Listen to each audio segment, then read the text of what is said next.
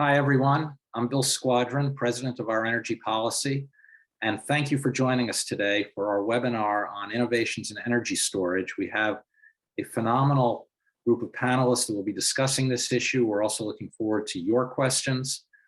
First and foremost, I'd like to thank all of our partners and supporters who help underwrite OEP's continuing program, both webinars and other series that are designed to bring people together in thoughtful, civil, substantive dialogue that hopefully contributes to the policymaking process at all levels of government. So thanks to all of our supporters, and particular thanks today to our co-host, the Clean Fight New York, and to Kate Frusher, who will be moderating this panel. We are going to also welcome questions from all of you in the audience. Feel free to type them in whenever you've got a question, and we will get to as many as we can toward the end of the hour. I'd also like to encourage you to use the Our Energy Library, which is our resource library on the OEP website. It is the best indexed, most comprehensive collection of papers, reports, studies, and so forth on all matters of energy issues. And so as you're doing your work, please feel free to take advantage of that library. I'm now going to introduce our host and moderator for today, Kate Frusher, and she will then introduce our distinguished panel. Kate is the managing director of Clean Fight New York. She is an experienced entrepreneur and operator of tech businesses, services businesses, and most recently running the Clean Fight New York, which is funded by, among others, NYSERDA and New Energy Nexus to promote growth stage clean energy companies with great potential and help them scale in the New York area. So I'm now going to turn things over to Kate, and she will introduce our panel. Thanks, Kate. Thank you to Bill and to the whole Our Energy Policy team for the great programming you put together today and always. Good morning, everyone, and welcome. Today, we're going to be diving into the innovation landscape for energy storage, which is one of the most important areas we need to tackle if we are to transition to a clean energy economy in the timeframe that's required. As Bill said, I'm managing director of the Clean Fight, where we work to scale the adoption of some of the most promising growth stage clean energy companies in the world by connecting them with customers and helping them scale up in New York, one of the most exciting markets in the world for clean energy innovation. This year, the Clean Fight's main focus is on energy storage. So we're really excited to jump into this conversation. For the discussion, we have a uniquely esteemed and thoughtful panel. First off, Samir Reddy, who's managing partner for venture at Energy Impact Partners. Samir leads EIP's flagship fund, which manages over $2 billion in assets across energy storage, distributed generation, electrification, and cybersecurity. Samir has over a decade of experience in the clean technology sector in various capacities and sits on numerous boards in the sector, including Powen Energy, Arcadia, Dragos, and Enchanted Rock. John Rhodes is Special Assistant to the President in the White House Office of Domestic Climate Policy. He was chair of New York's Public Service Commission until February of 2021, after previously serving as Chief Executive Officer of NYSERDA, New York's clean energy agency. In these roles, he played a leading part in developing and implementing New York's nation-leading clean energy policies. Esther Takeachi, Chief Scientist and Chair of the Interdisciplinary Science Department at Brookhaven, is Chief Scientist and Chair of the Interdisciplinary Science Department at Brookhaven National Laboratory. She is also a distinguished professor at Stony Brook University. Her career as a materials scientist and chemical engineer has focused on energy storage systems and power sources for biomedical devices. And with that, we'll jump in. Everybody ready? All right. So first off, can you lay out the importance, I guess any of you to jump in, lay out the importance of energy storage as part of the broader energy transition? And I guess as part of that, across sectors, where do you see the ripest markets or deepest needs right now? Who wants to take that first question? So maybe I'll jump in, but I'm sure that Samir and John will have plenty to add. To me, there are really two key market areas that are vitally important. One is transportation, where electrification of transportation simply must take place to reduce the amount of petroleum that we're using. The second area is clean electricity. And as we move toward integration of wonderful technologies like wind and solar, both of those technologies are inherently intermittent, and some way of storing that electricity is absolutely critical to increase the adoption of those areas.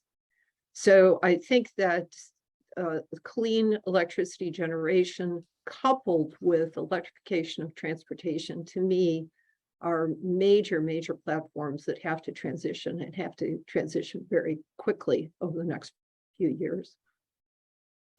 Yeah, and I second that. I think Esther summarized it well. On the generation side, we're going to simultaneously electrify all sorts of loads, from transportation to buildings to homes, and in parallel, obviously, we're decarbonizing the supply side of the equation, fairly rapidly with renewables. So as we talk about smoothing out that the supply profile of renewables, energy storage is going to play a critical role. I think according to the Princeton Net Zero study, I think they estimate something like 15% of total U.S. capacity is going to be energy storage by 2050. And I'm sure throughout this conversation, we're going to be talking a lot about the evolution of energy storage and kind of the new technologies coming down the pike, longer duration forms of storage. They're going to play a critical role in smoothing out that profile of renewables.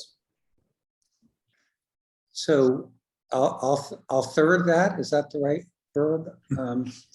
And just note that on the clean electricity side, I think there are two distinct submarkets.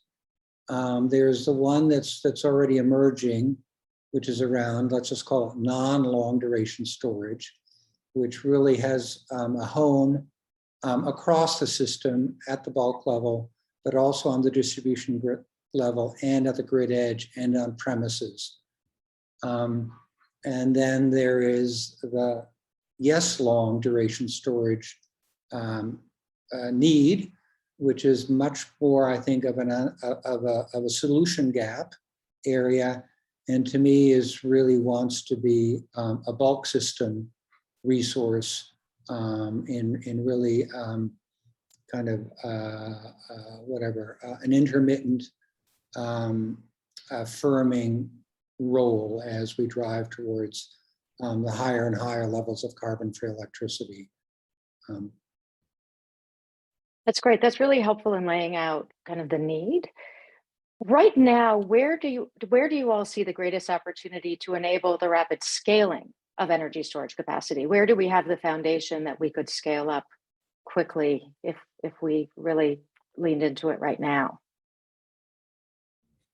From my perspective, I'm happy to go first on that one. The market, at least what we're seeing with the first category that John laid out on the traditional kind of LFP based storage, that market is just taking off, and it's really clicking on all cylinders. And if anything, it's significantly supply constrained today. It's not demand constrained. I think there's, we've heard from a couple of utilities that it's 2 to 3x supply constrained today. Really just given the nature of what's happening in supply chains across the board. So that, the supply chain side feels like one major bottleneck, and there are a lot of subcomponents of that. Obviously, what's happening with minerals, obviously the current geopolitical situation. And then one of the other significant bottlenecks is in my opinion, is transmission. We just can't build transmission quickly enough. So it's, as we think about scaling utility scale solar and wind and attaching storage to that, we can only do that as quickly as we can build out transmission capacity. So those feel like two major bottlenecks.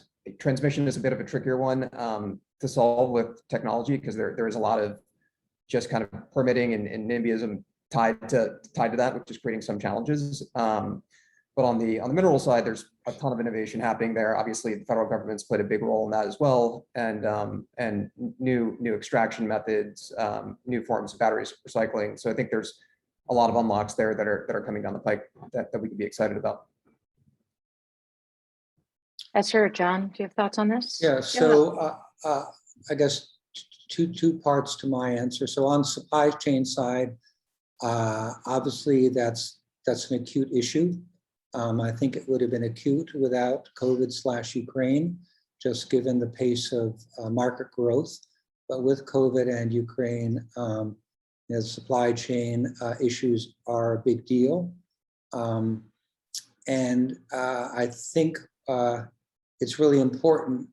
It's part of the long-term solution and part of the long-term, what's good for this country's strategy to bring a lot of that capacity onshore.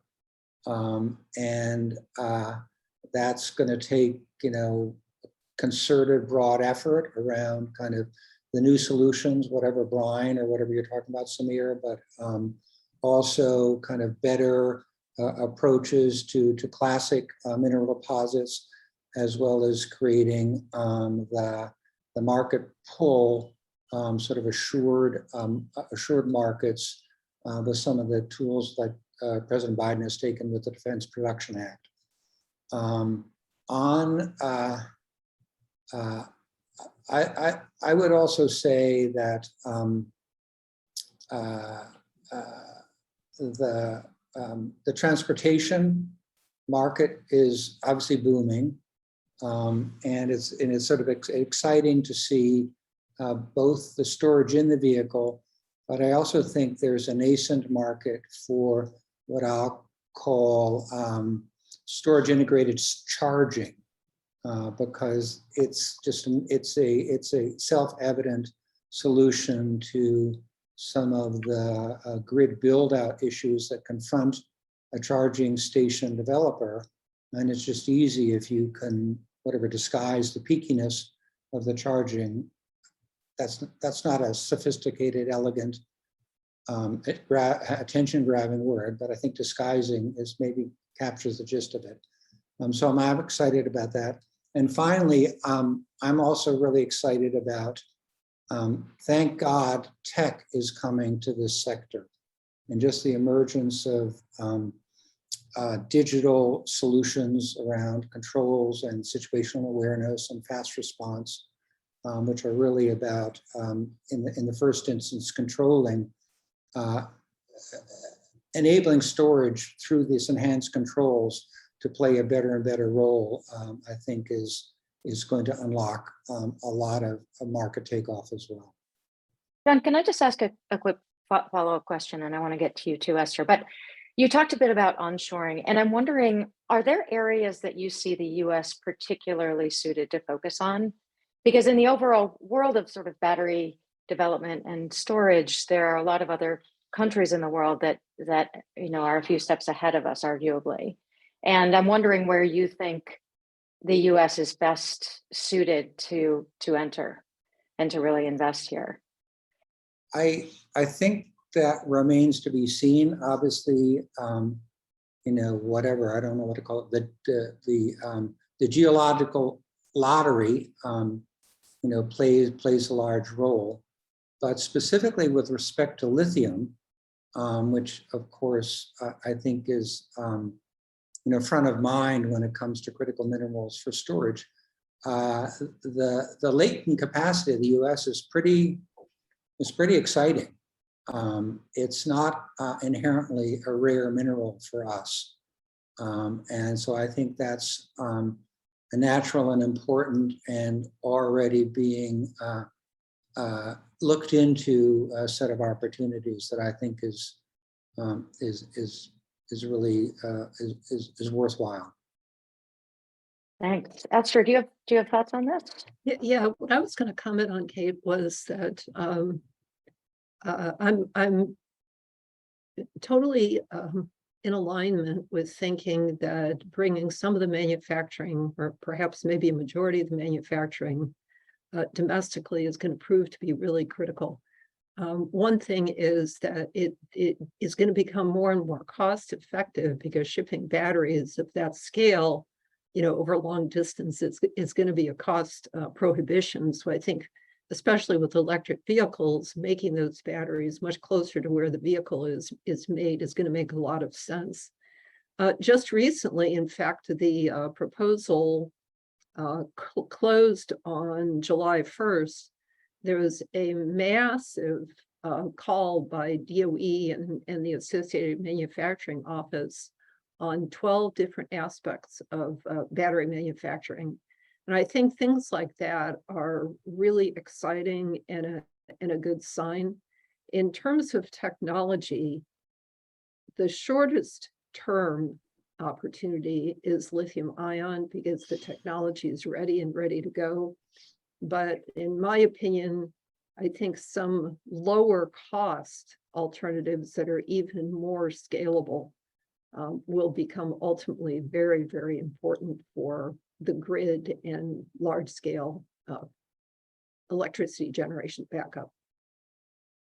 That's a great transition to my next question. So thank you. So honing in for a second on wind and solar due to their intermittent nature, what advancements are needed in the storage industry to allow renewables to reach their full potential? And I know we've touched on this a little bit, but since this is such a core issue, wondering if any of you can speak a little bit to that.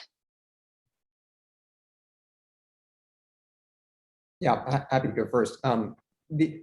Yeah, sorry, John, I think I cut you off, but I'll, I think in the venture space, we've all lost a lot of money betting against lithium ion over the last 10 to 15 years. So I think as we talk about long duration storage, I now do have renewed excitement for it. Full disclosure, we're investors in companies like OurEnergy that have, that are targeting 100+ hour kind of multi-day seasonal storage. So long duration storage can mean a lot of different things to a lot of different people. But as we talk about how do we get the grid to, from a low teens penetration to 80 to 90 to 100% penetration, we're going to need step function changes in the duration of storage, and especially to kind of get that last 10 to 20%. That's one of the biggest things that many utilities that have made these kind of net zero commitments are grappling with. I think they see a clear path to get to 50, 60, 70%, but beyond that, we're going to need some meaningful step function change in technology. And the good news is there's been hundreds of millions of dollars poured into long duration storage technologies, from gravity-based systems, flow batteries, zinc-based batteries, you name it. So a lot of really exciting things coming down the pike. But I think as we see, my personal view is I think the urgency to bring those longer duration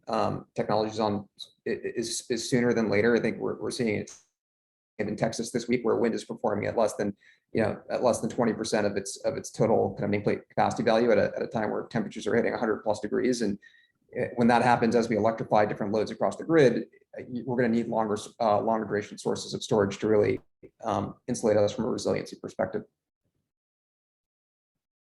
That's sure, John. Anything to add on that? So I'm going to just endorse the point about long duration storage and its whatever criticality to getting to high levels of wind and solar penetration, particularly as we electrify new loads. And I'm very mindful of the health and safety loads associated with heating and cooling, and the risks of an outage there, extended outage there.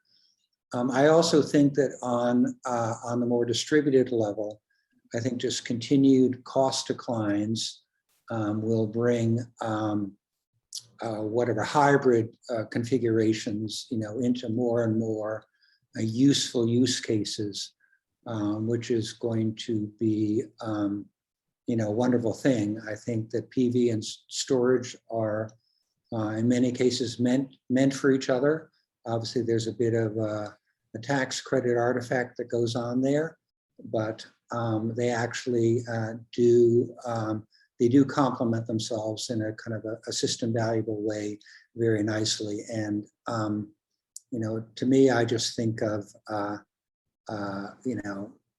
it's a beautiful thing that we're getting the cost declines that we're getting, and every 5 years the costs of lithium are going to be half of what they are now. And just if I can go off topic for a second, Samir's point about having remorse over his bets against lithium ion reminds me of the bets against silicon-based PV, because we were sure, those of us who were smart, that its days were numbered. It's a wonderful thing that we were wrong, mainly because the pace of improvement and the sustained level of improvement in silicon PV was just so much beyond what was anticipated. And I think we would be happy if lithium ion kind of mimicked that performance. So there's a couple points I want to bring up here. One is whatever form of storage we use, the location where the storage is going to have to be placed really determines many of the characteristics that are needed. On Long Island, I'm very close to an incredibly dense urban environment, right, that uses remarkable amounts of power. So, things that are appropriate, in wide open areas are not appropriate for areas like, New York City or Chicago or LA. So I think there are areas where energy storage, such as batteries, can play and will play an incredibly important role. I agree with Samir and John. Lithium ion is not going away. I do think there's room for alternatives, but lithium ion is not going away. It's a wonderful technology. Having said that, I wanted to focus on one specific aspect of energy storage that I think really is critical. This is true for batteries, but other forms as well. I think lifetime is very important because ultimately plays into total cost. It's one thing to set up a system, but then how often do you need to replace it, fix it, something else?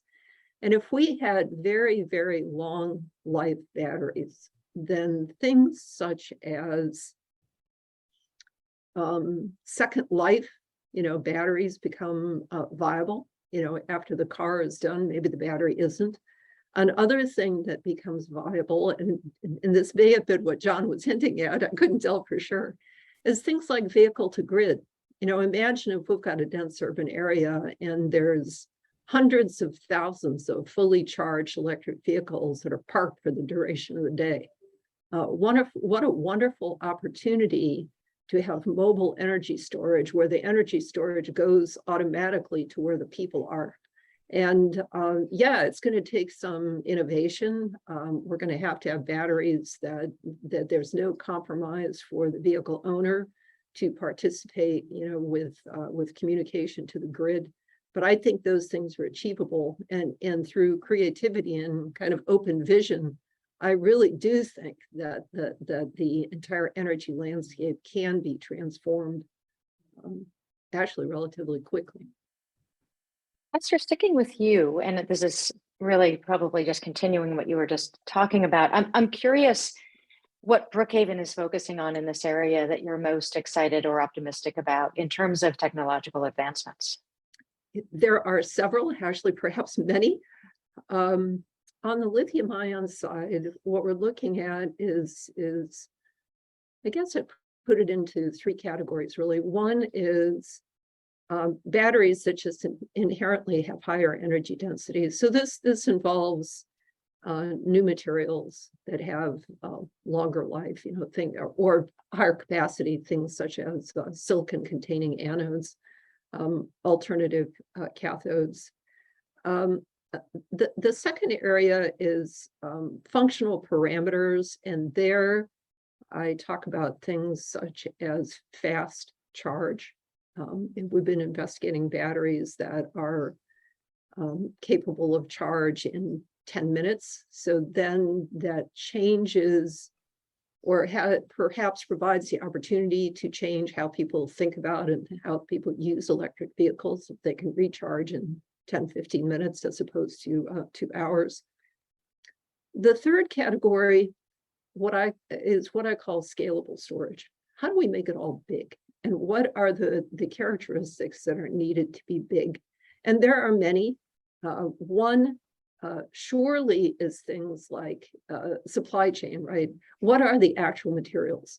How toxic are they? How available are they? Are they available domestically?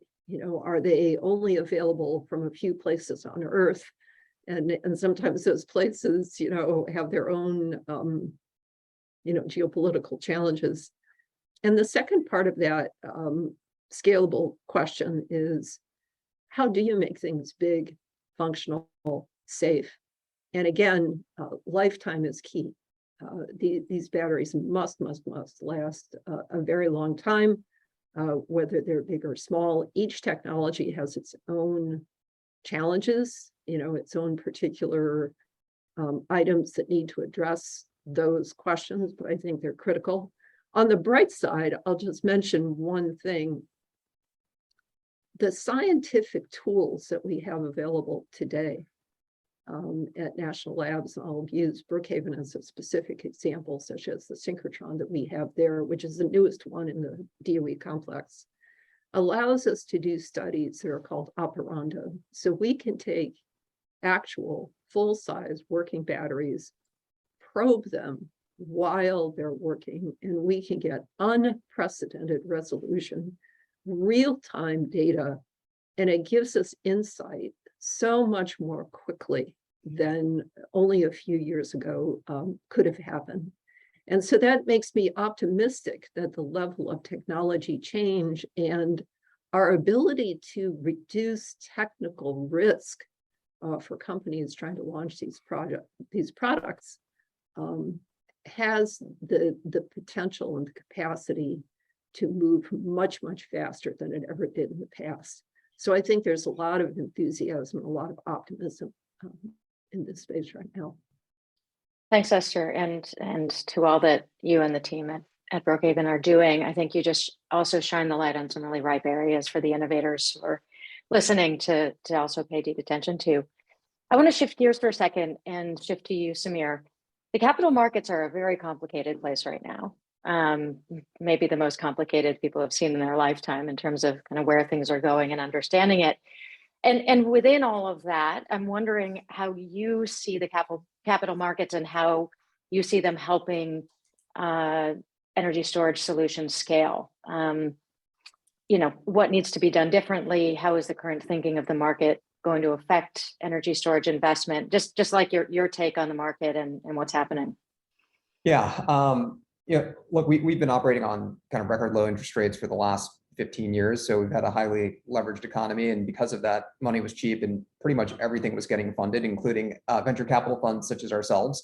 So you have record amounts of dry powder now on the sidelines, record amounts of capital that's gone into energy storage companies just over the last 5 years. And that's created, a new wave of companies that have been founded and started, and now a new wave of companies that are really kind of starting to scale. So overall, I mean, a lot of what's happened via low interest rates over the past 10, 15 years has been an incredible net positive. Now that we're operating in a much higher interest rate environment and potentially looking at a recession, we're going to see a flight to quality, and that's across the entire spectrum of the capital markets. And I don't think the energy storage market is any different. So I think I think our view is that in times like these, the winners get stronger and the losers get weaker. And I think, the companies that are making some of these significant breakthrough technologies or step function changes in energy storage technology, we think they'll continue to get funded. There's $40 billion of venture capital in our space sitting on the sidelines today, and that money's got to go somewhere. But I think it's going to be significantly more discerning than it was over the past 18 months, specifically with, everything that happened around the SPAC market, which we don't need to talk about.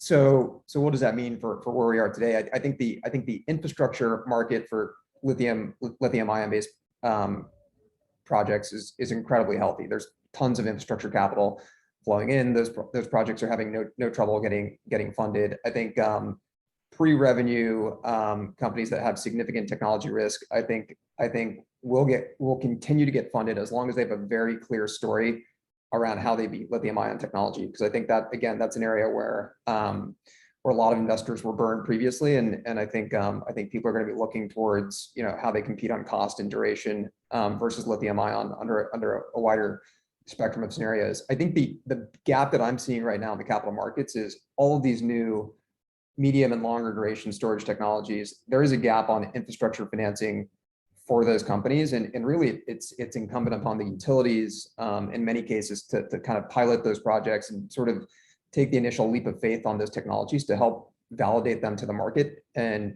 fortunately, many utilities, including many of our limited partners, have really been stepping up in that regard. And I think that's going to be an area that is critically important to getting those technologies to bankability so that they're ready for the more mature kind of infrastructure financing. But I still view there to be a gap that sits in between kind of traditional venture capital and kind of later stage infrastructure financing for those companies that are developing the next generation of storage technology. Speaking of financing, that's a great segue to John. Also navigating a very complicated environment in Washington. And, obviously, reaching the administration's goal of 100% clean energy by 2035 really requires increased funding for energy storage. It's a major component. And so I guess first off, your take on what's happening in Washington and the kind of funding we need for energy storage, whether it's possible to get it. And I guess a second part to that question, John, is if we are able to rapidly increase storage capacity, what will that look like for the energy sector, and how will it be handled by utilities and state government, given your view on all this? So I'm not going to get into the business of predicting the future. So I don't really know what's going to come of things. I see the same tea leaves and, maybe read them for sport that others do, but I don't know where things are going to go.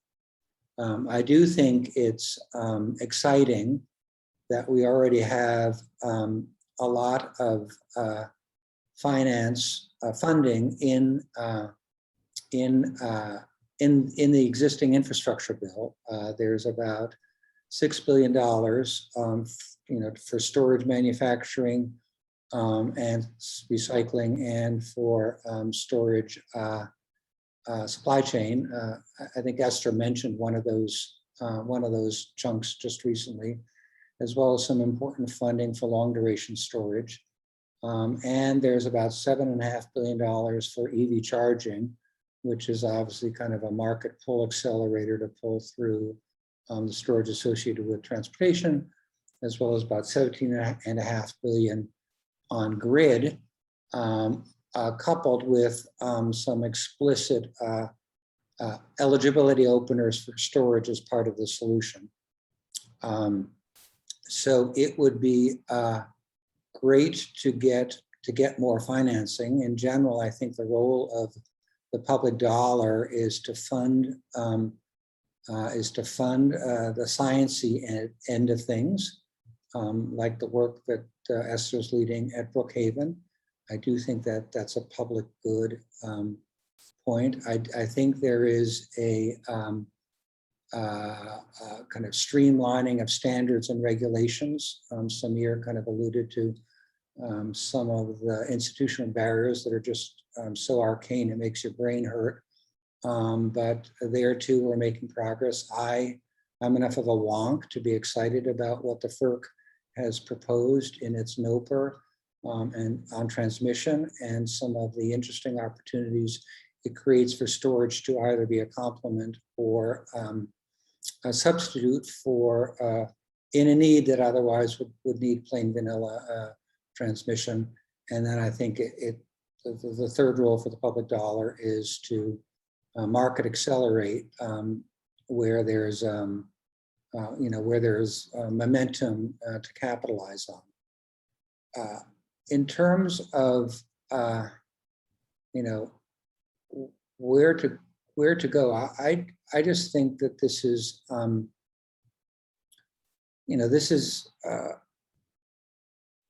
I think utilities are obviously going to be very interested in storage, providing it can be good for their own economics.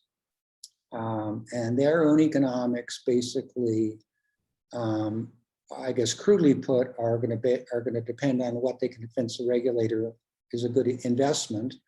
But most regulators will probably insist on, can you show me that it's cost effective? And so that having a storage deployment that meets the test of cost effectiveness, and this is true both kind of in the regulated utility world. So this is a little bit of a New York centric thing, but if Con Ed wants to put storage on the system, then it needs to make a good business case that it's going to reduce costs or achieve reliability at least cost, or integrate renewables at least cost, or something along those lines. And it's also true in New York State, where storage is a merchant activity on the bulk system. And again, people just, innovators need to entrepreneurially deliver value in the specific, Esther said it, location, use case that they need. So that sounds challenging, and it is challenging. It's daunting complexity, but it's a beautiful thing that cost reductions and functionality gains are happening at the pace that they're happening. But I think at the end of the day, a lot of storage is going to deploy once it's been whatever. The science has gotten there, and the VC world has kind of developed the solution. It's going to deploy based on smart market-making entrepreneurialism by the innovators. With you for a second, and just to back up, I'm just curious if you can talk about the implications of President Biden invoking the Defense Production Act. From where you sit, what does that accomplish? So what it does is it creates the ability for the government, effectively the DoD, to recognize the national security implications of a certain, I'll just call it component, and kind of take that value of those national security consequences into consideration when it procures. So bluntly, DoD could decide that for lithium or for certain cell components or for, you name it, defense grade carbon fiber composite shielding, that the all-in calculus says we should pay a premium for it. What that turns into is the ability to for the DoD to contract for a supply of the material, which then creates enables the investment case for someone to build some capacity to meet the need. So it's a way of long-term intelligently overcoming or preempting a supply chain constraint for a defense critical material. I don't know, is that too complicated?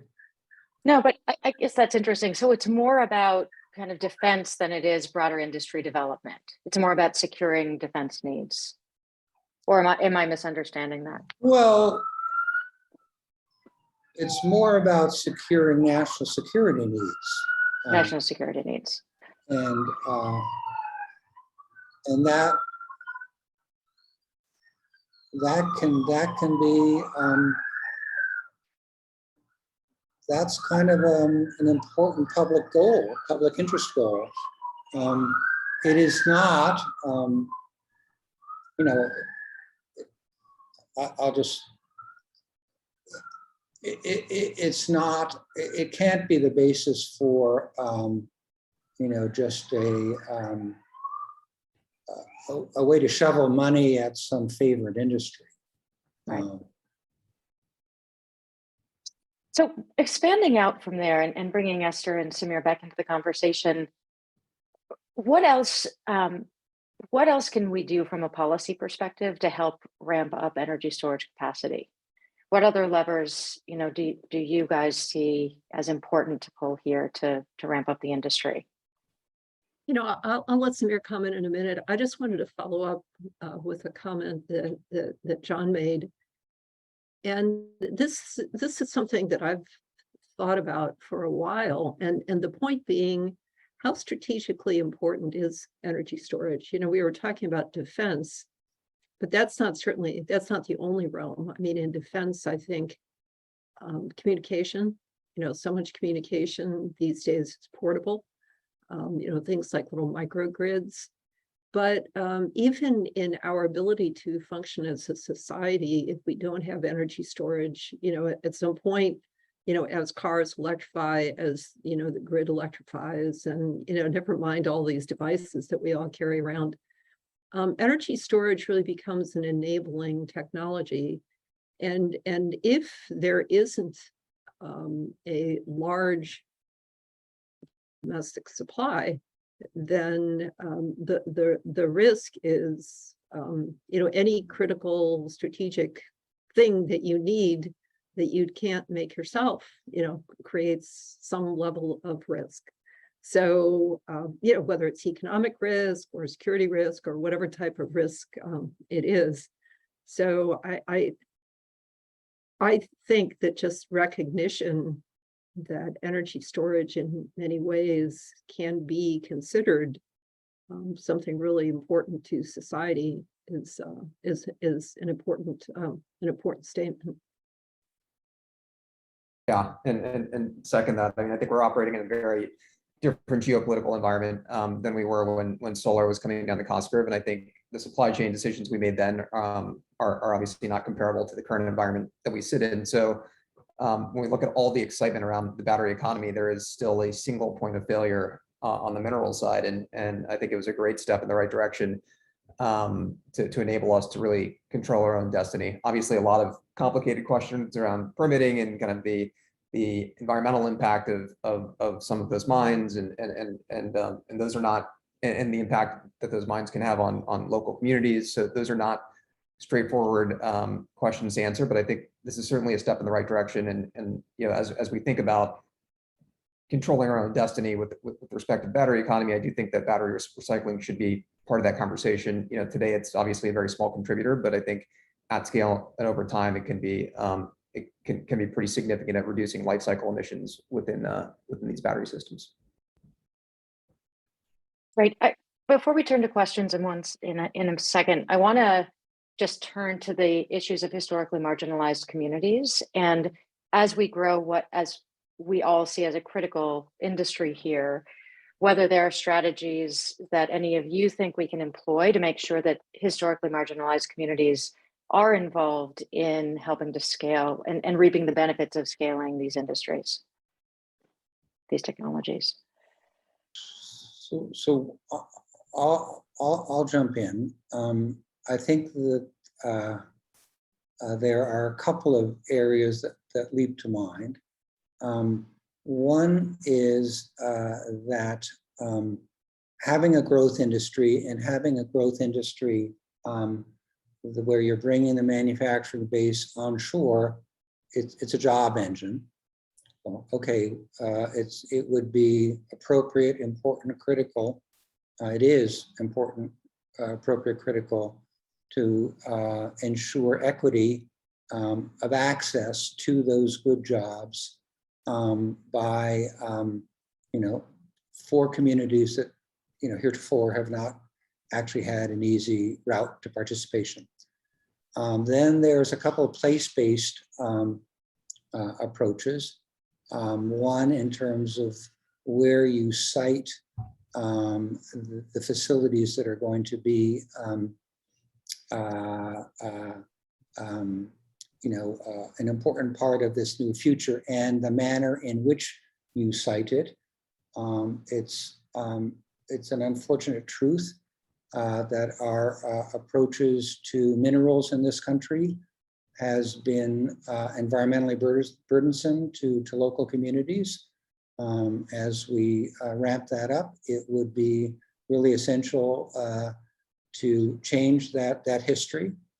And then finally, and you'll pardon me for taking a New York-centric view, but when I think about some of the worst instances of environmental burden in the city, it's associated with some of the filthiest fossil facilities, which are should be #1 candidates for replacement with clean solutions that either back down dirty peaker plants or back down dirty fossil trucks or whatever it is. But I think anytime you have a chance to, whatever, switch gears about the machines that you're going to use, you've got a chance to invest in a much more intelligent, thoughtful, and multi-benefit way. And we need to seize that chance.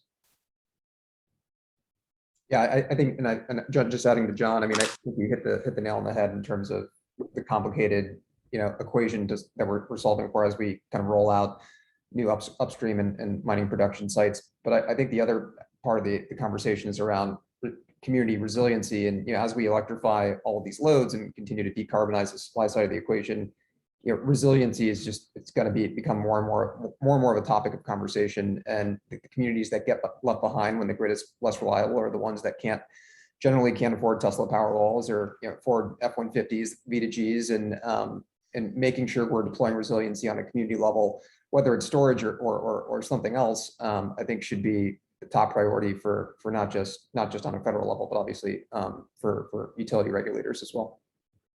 So I'll add one more piece to that complicated puzzle, and that's really about workforce development. So I worked the first part of my career in a battery manufacturing company, and albeit I was on the R&D side, but nonetheless, I have a really good perspective on battery manufacturing.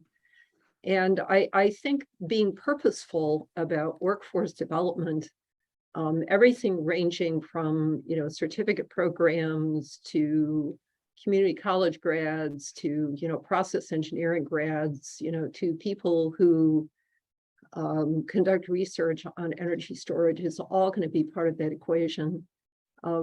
Just as a small anecdote, in our company we hired a new production manager, who was going to manage the manufacturing of the batteries, and they had come out of the automotive industry where everything was essentially mechanical. And they when they first arrived, they said, oh, this should be a piece of cake. Batteries really should be very simple. If I look at the complexity of a car, a battery is nothing. Well, 6 months later, they totally changed their tune. And they said, maintaining process control, material supply chain consistency, consistency of product is really a complicated undertaking. And if done well, it's outstanding, but it's a place where you can't cut corners and still deliver a quality product. So I think workforce development is a tremendous opportunity, and it's an opportunity to bring in folks from various types of backgrounds, particularly based on, we were talking earlier about where the locations of these manufacturing sites might be. But I think that there's opportunity to bring in communities who either are disenfranchised from previous types of jobs, maybe in not so clean energy, or new opportunities for people who haven't gotten the opportunity to participate in the clean energy sector. Thanks, everyone. We've gotten I think a good number of questions, and I want to turn it back to the OEP team to surface some of those. Make sure the audience gets engaged here. Thanks, Kate. And of course, thanks to all of our panelists for the great discussion so far. This is Kevin Marin, Program Director with Our Energy Policy. We do have a lot of questions already lined up, so feel free to submit yours and we'll get through as many as we have time for. We'll jump right in with one question that I think really sums up a lot of the questions that have come in so far. For all of our panelists, can you comment on the status of non-battery energy storage, compressed air, thermal, liquid air? Are there any new technologies you're particularly excited about, or any new commercial projects you think the audience would like to hear about?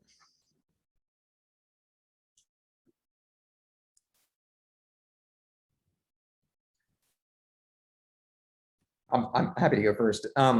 Yeah, I mean, obviously, I think one of the questions was also relating to hydrogen. Look, it's a very controversial topic right now, but as I think about hydrogen, as a form of energy storage, to me, it doesn't feel like exactly like the highest value use case.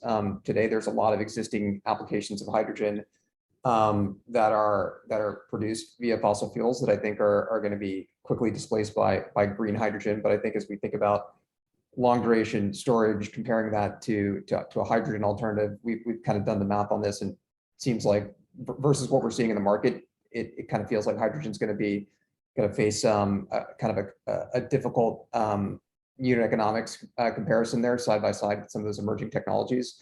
I think that things like thermal energy storage are really exciting. Specifically if you can get that kind of almost feels like less of a technical challenge and more of a go-to-market challenge. If you can convince a big industrial customer to adopt the technology, which is a significant hurdle, but I think the ability to kind of deploy cost-effective 12 to 18-hour storage via thermal storage solutions, companies like Rondo, for example, that are in our existing portfolio, we think are really well suited for that. And at certain electricity prices, they really start to pencil for the consumer, for the customer. But I think all roads sort of run through cheap, abundant access to electricity.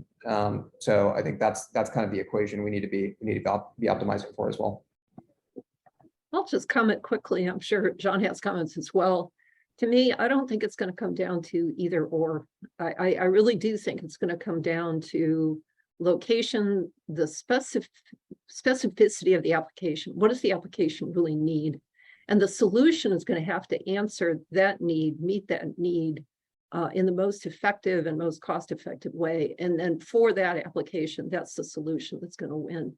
So I think there are going to be multiple types of storage depending upon the duration, the location, the use profile, meaning how quickly does it need to respond, as well as clearly the economics. So I think we have a tendency to trade off these things and say if one wins, another one loses. I don't see it that way. I think we've got to solve this problem, and if it takes all hands on deck, so be it.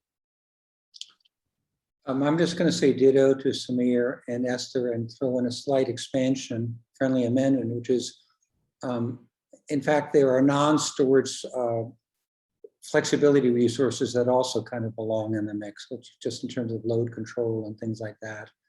I don't know where hot water heating falls in, in the classification scheme, but I clearly, we're just going to need a much more controllable, dynamic load in the future that we're headed towards.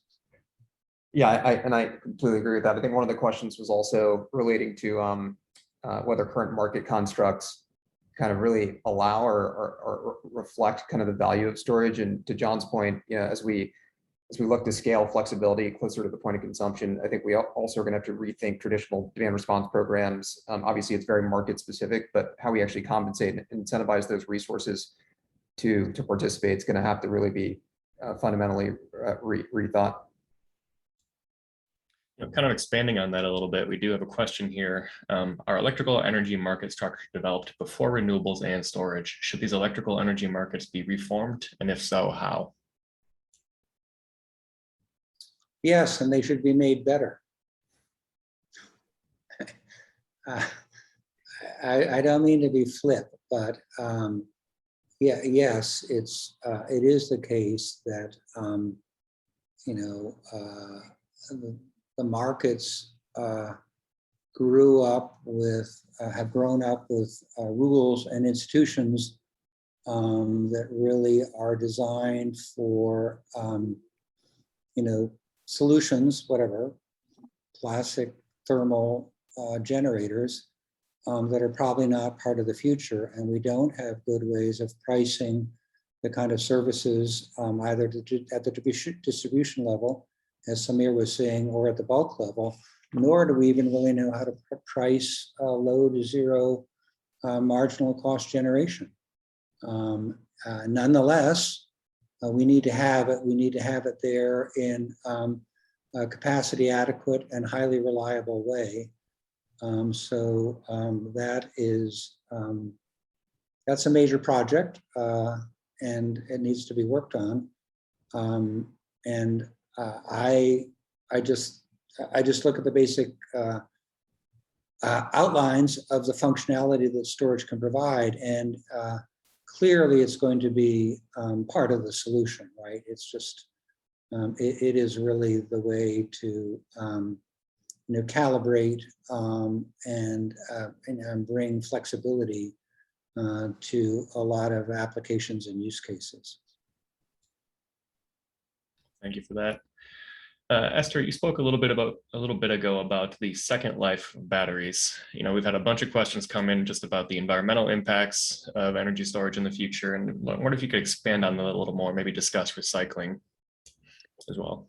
Yeah, thanks, Kevin. I think there's multiple avenues possible. When I talk about second life, it does bring up ideas like V2G, or even if these battery modules are extracted from cars, that they become, perhaps still available for renewable energy storage, maybe at a household or microgrid level. And the point being is, if batteries themselves are highly resilient, then after somebody trades in a car or gets rid of the car, the battery may still be just fine, and it can keep on serving its purpose. Ultimately, people call it the circular economy.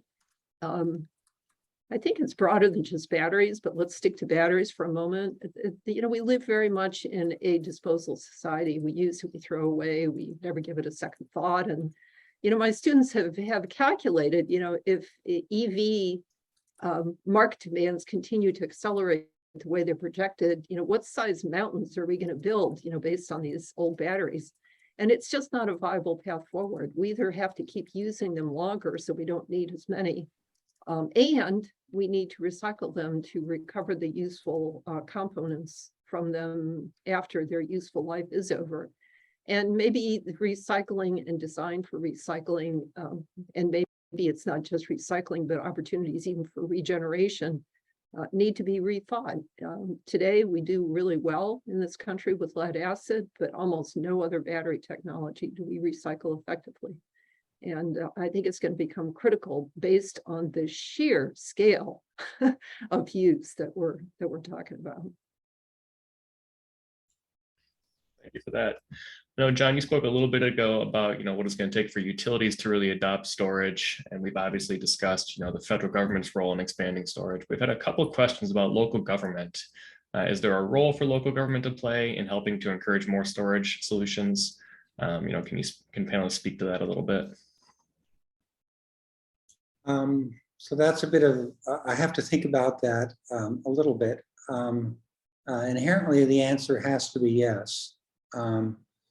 I do think that local government can and should be developing what I'll just call decarbonization master plans, or future energy solution master plans, just because of the pace and volume of change that's coming at them, with building electrification, vehicle electrification, and extreme heat, and drought, and questions about generation.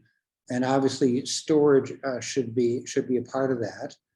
And to the extent that we believe, as some of us do, that the energy system is a bit set up to be anti-innovative, I think those kind of community plans can be a useful forcing function, and can encourage the utility in whose service territory the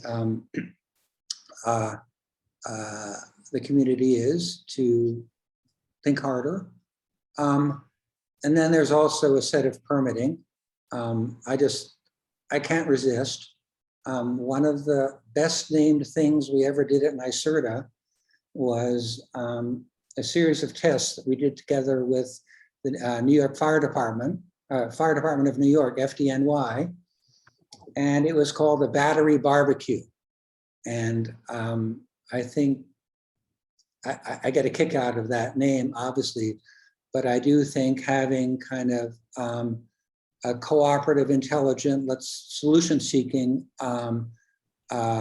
approaches to genuine problems like battery safety is really a good thing, and obviously has a huge place for community forward thinking. Great. Looks like we do have time for just one more quick question. There have been several about this current state of EV and grid integration. Definitely a hot topic. I'd love to just get any final thoughts on where that stands and kind of where we're heading in the future with that. That's the quick, that's supposed to be a quick question. Okay.